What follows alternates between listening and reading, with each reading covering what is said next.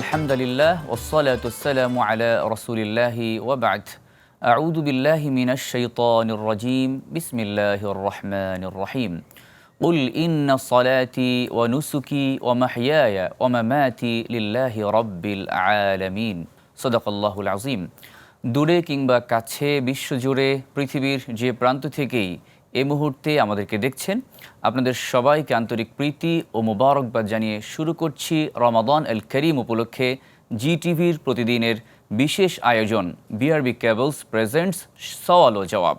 প্রিয় দর্শক, এই অনুষ্ঠান জুড়ে আমাদের সাথে পাওয়ার বাই হিসেবে রয়েছে ভাইয়া হোটেলস, কো স্পন্সর্ড হিসেবে রয়েছে সল্ট বে।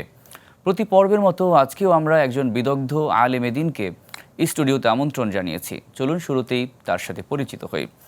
উপস্থিত রয়েছেন হযরত মাওলানা মুফতি এজাজুল ইসলাম, পেশ ইমাম শেখ দিলু ব্যাপারী, ওয়াকফ স্টেট জামে মসজিদ। আসসালামু আলাইকুম ওয়া রাহমাতুল্লাহি ওয়া বারাকাতুহু। ওয়া আলাইকুম আসসালাম ওয়া রাহমাতুল্লাহি ওয়া বারাকাতুহু। মোহতারাম, আপনি কেমন আছেন? আলহামদুলিল্লাহ, ভালো আছি। আপনি কেমন আছেন? আলহামদুলিল্লাহ, আমি ভালো আছি। আজকের আয়োজনে আপনাকে সাদর সম্ভাষণ জানাচ্ছি। জাযাকুমুল্লাহ। আমরা আজকে যে বিষয় নিয়ে আলোচনা করতে চাই অত্যন্ত গুরুত্বপূর্ণ একটি বিষয়, যে মাহে রমাদানে আমরা কীভাবে আল্লাহ সুবহানাহু ওয়া তাআলার সান্নিধ্য অর্জন করতে পারি, বিশেষ করে যে আমরা কিভাবে ইবাদত করলে আল্লাহ সুবহানাহু ওয়া তাআলার সন্তুষ্টি অর্জন করতে পারবো, এ ব্যাপারে যদি বলতেন। আলহামদুলিল্লাহ রাব্বিল আলামিন ওয়াসসালাতু ওয়াসসালামু আলা রাসূলিহিল আমিন, আম্মা বা'দ। আপনি যেহেতু একনিষ্ঠ ইবাদতের কথা বললেন, একনিষ্ঠ ইবাদতের ক্ষেত্রে সর্বপ্রথম রোজা চলে আসে। নামাজের মাধ্যমে লৌকিকতা করা যায়, লোক দেখানো নামাজ পড়ানো যায়, কিন্তু লোক দেখানো রোজা রাখা যায় না। আপনার অন্ধকার ঘরের মধ্যে আছেন, কেউ নেই, কিন্তু আপনি রোজাদার, কিন্তু আপনি পানি খাচ্ছেন না, কিন্তু কেউ দেখছে না, সে অবস্থা আপনি আল্লাহ তাআলার ভয়ে আপনি পানি খাচ্ছেন না।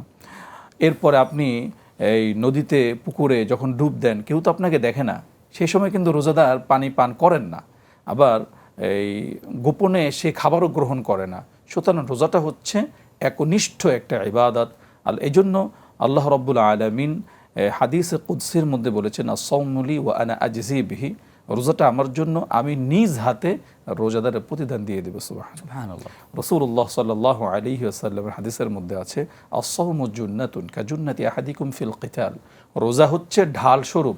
যেমন যুদ্ধের ময়দানে তোমরা লড়াই করে ঢাল দিয়ে শত্রুর আঘাত প্রতিহত করো, নিজেকে বাঁচিয়ে রাখো, ঠিক তদ্রূপ রোজা তোমাকে জাহান্নাম থেকে বাঁচিয়ে দেবে। সুবহানাল্লাহ। এই রোজা একনিষ্ঠভাবে রাখলে পরে দেখেন, রোজাদার যখন কিয়ামতের দিন উপস্থিত হবেন, তখন এই রোজা তার জন্য দাঁড়িয়ে যাবে।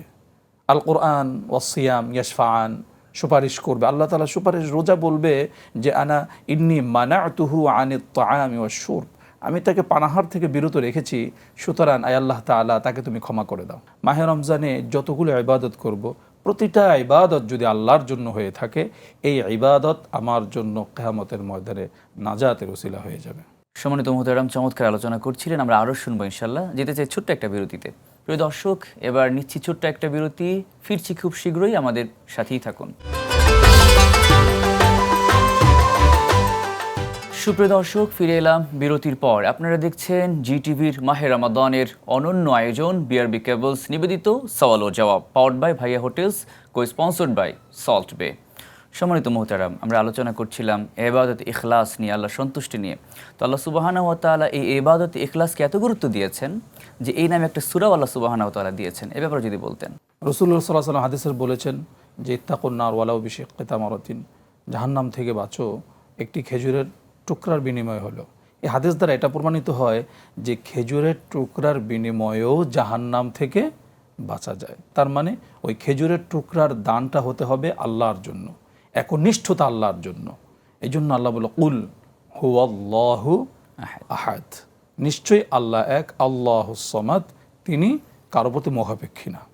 তো এই যে ইখলাসের সূরাটার মধ্যে আল্লাহ তাআলা তার পরিপূর্ণ তাওহীদের কথা উল্লেখ করেছেন।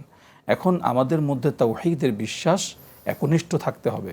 এখন আমি যদি ইবাদত করি মানুষকে দেখানোর জন্য, এটা মনে করে যে মানুষ আমার দুনিয়াতে উপকার করে দিবে, তাহলে আমার মধ্যে তাওহীদের বিশ্বাসের মধ্যে ঘাটতি আছে। কেন আছে? এখানে আরেকটা প্রশ্ন রয়ে যায় যে এখানে সূরায়ে ইখলাসের মধ্যে কুল হুয়াল্লাহু আহাদ, এই পুরাটা সূরার মধ্যে ইখলাস নামে কোনো শব্দ নাই, কিন্তু এটার পরেও এই সূরার নাম ইখলাস কেন হলো? ইখলাস কেন হলো? কারণ এই সূরাটার মধ্যে আল্লাহ তাওহীদ নিয়ে আলোচনা করেছেন। আর তাওহীদ আসে কোথা থেকে? ইখলাস থেকে, অন্তরের গভীর কোন্দল থেকে তাওহীদ আসে।